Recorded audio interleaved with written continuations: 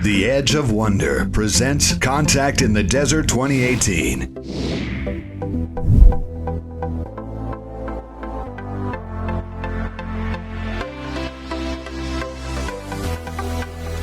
Special guests featuring Laura Eisenhower.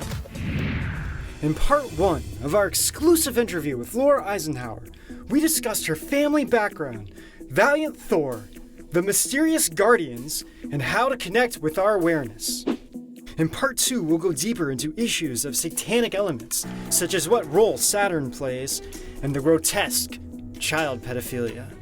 Yeah, I feel like this is really important to talk about this, which is like the whole satanic aspect of really what's going like rampant and throughout the government and society, actually. And you touched on this a little bit yesterday in one of the speeches that you were talking about. But anyway, can you, again, I feel bad kind of going in this direction, but yeah, but I mean, like Rob said, we do need to expose this, and I feel like you have a lot of information that can help a lot of people. Oh yeah, well the satanic element, I mean, you know, in the technologies they use, I refer to them as like black magic technologies, vampiric technologies to siphon life force, to power up their weaponry, to, you know, basically weaponize nature, weaponize us against each other, keep that conquer, divide, and trauma, you know, going, because when we do that, they feed on it. They've disconnected from source. They compromise their DNA so that they could stay, you know, in control. And if they can limit us and keep us small, then they're kind of our overlords. They're our controllers. They're our rulers, right? And so for them to be able to do it, they have to really, you know, work with the elements, but in a very dark and black magic manipulation kind of way. So they, you know, might find, well, they put a lot of those dark technologies at significant places on the earth grids, sacred sites, and they do, you know, dark rituals to, you know, keep a very low energy, you know, just throughout the circuitry of the earth. And then, of course, there's pedophilia, and that's to take the life force of children. And then we see, you know, the MK Ultra projects, the mind control projects, and how they're using humans, you know, as sex slaves, as assassins, and, you know, pretty much like whatever they you know want, and it's so rampant, and and a lot of it has to do with deals they made with off-planet entities, barter and exchanges for power and fame is usually the thing that like makes them say, okay, I'll give it up for that. Well, just going on that note, so it was today, Emery Smith was talking, and he was actually saying that they will take like a famous person, make a clone out of them, and then use them as like sex slaves for like the elites. And he said it doesn't even have, I mean, he said he couldn't even, he just had to stop talking about it, because he just said, he's like, I don't even like talking about this stuff because it's so disgusting. He's like, that's just touching the surface on some of the stuff that they're doing. Yeah, and it's a lot for people to wrap their head around. You know, what we really need to know is something is trying to steal and rob, and we just have to, like, you know, hold our treasures, you know, close, and protect ourselves and protect one another, and you know, be very mindful. You know, we have to really stay conscious and aware, because there's all sorts of targeting. You know, the AI signals are everywhere, and at every moment we have a choice to connect into the AI signals, which will start to really digress us and merge us into machine, or we have the ascension, organic ascension signals that we can integrate, and it moves into our nervous system. It activates the DNA, and it starts to neutralize some of this weaponry, and we you know, walk around very protected. And that's really the path of ascended mastery versus digressing into a lower form that goes and starts abducting, you know, further down the timeline, because it's digressed, it's only like increased to certain, but you know, a lot of those beings are enslaved by this larger hierarchy of the reptilian agenda, and not all reptilians are negative, but you know, there's definitely like So there is some positive reptilians that are working with us? Yeah, I mean, we all, you know, have a reptilian part of us too, and I mean, there's a lot of different, you know, species out there. A lot in, you know, subterranean cultures, they're having a real hard time wanting to interact with us because of the infiltration, because of how they see us now, like we're infected. Like, you know, they're more sort of like a dragon type energy. Reptilian would be like the lower octave, sort of like demonic almost. Okay, so a lot of evidence we're finding is that okay, there are hexagons that have been appearing, for instance, all over New York City. And black cubes. Which basically you turn on its side, looks like a hexagon, right? There is a huge hexagon storm over Saturn.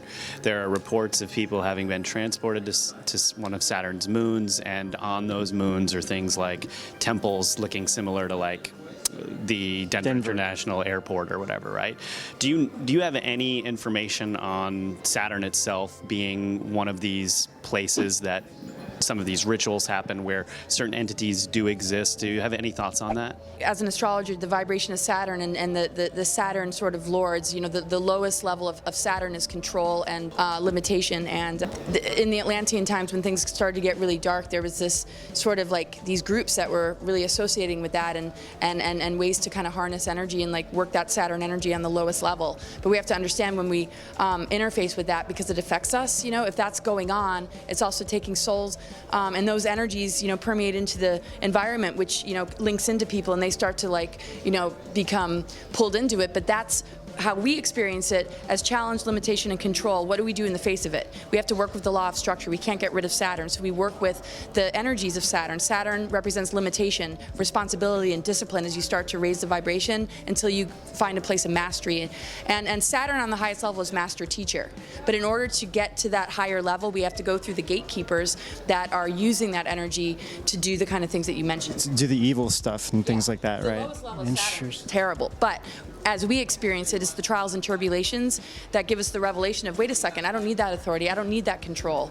And then we move that law of structure to our own personal discipline, and we take that control and say, I'd rather be disciplined in the way I take care of my body and this and that. We still work with that law, but without something, enslaving us, because Saturn is the energy behind enslavement, if we're not on a higher level to work with it and become a master and teacher.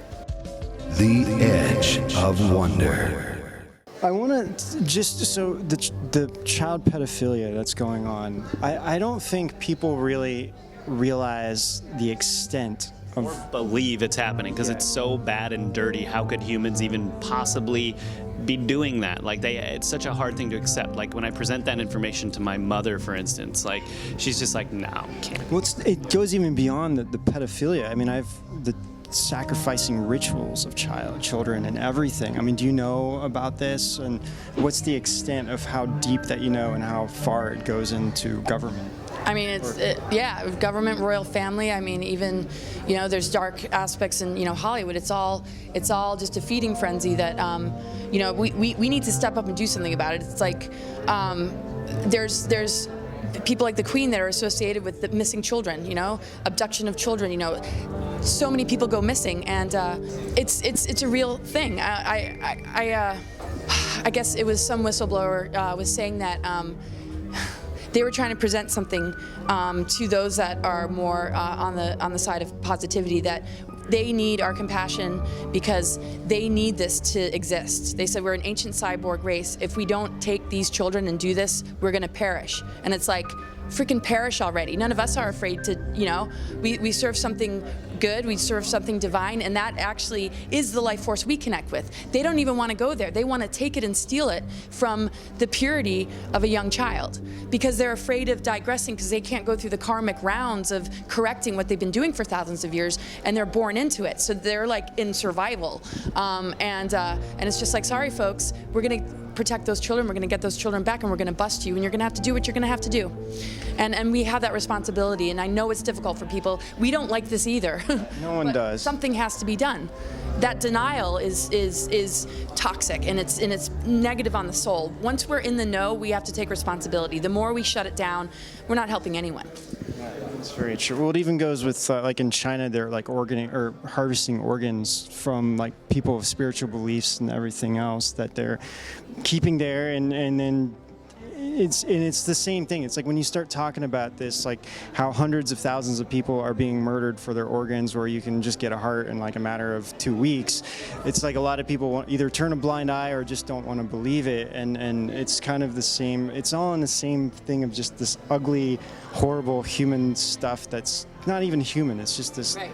And then they, implant, and they do things. They compromise our food, and they do all these things so that our spirit doesn't know how to come into the body, because the vibration has been so tainted and distorted, and so then we can't have access to the spirit energy that can clear all this. But we can heal genetic mutations even. We can't like be at the mercy of all this anymore. We have to say, we got to take our power back and be like, they're just tricking us out of something that we can integrate, and then it'll start to blow out whatever assaults, whatever damage, has been there. But we have to be willing to just step into alignment, and it's ours, And if it's difficult to look at it on a spiritual level, it's look at it as like the love of the mother, unconditional love, no matter what, and just to allow yourself to just be open to it, to neutralize the weaponry and the assaults, and it'll, the nanoparticles and the chemtrails are getting into our bodies to link us to the artificial intelligence, but we have the choice to just choose spirit, and we just have to keep invoking it. We have to just make that commitment to ourselves, just like a relationship, and then everything flows.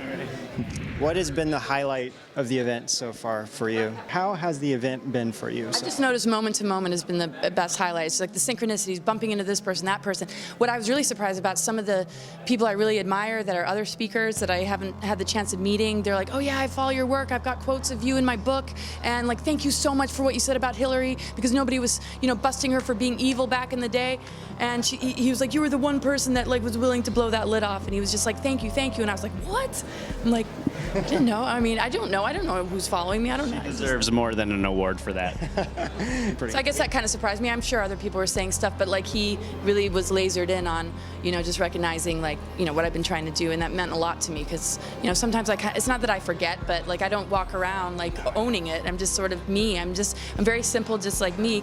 And we were talking about our mission. It's like it found me, and I'm trying to keep up with it. It's like, come on, let me finish my coffee. Give me a second. Well, keep doing what you're doing, and we really appreciate you and everything that you're doing, and all your support too. She's been supporting us a lot, guys. Oh yeah, and I will continue to, and it's my pleasure, and I love hanging out with you guys. Thank you so much for interviewing me. Thank you. This is like actually, this is a super high point for me. I would say it's like at the tippy top. You heard it here. No, seriously, I'm so flattered by that. Oh man, thank you. Thank you. So this is Rob and Ben from Contact in the Desert 2018, and Laura, of course. Thank you very much.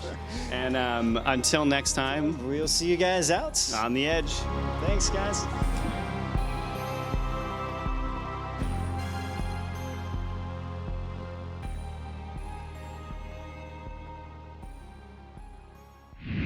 Thank you for joining us for another edition of The Edge of Wonder. Be sure to hit like and subscribe, and click that notification bell so you don't miss a single episode from The Edge of Wonder. Wonder.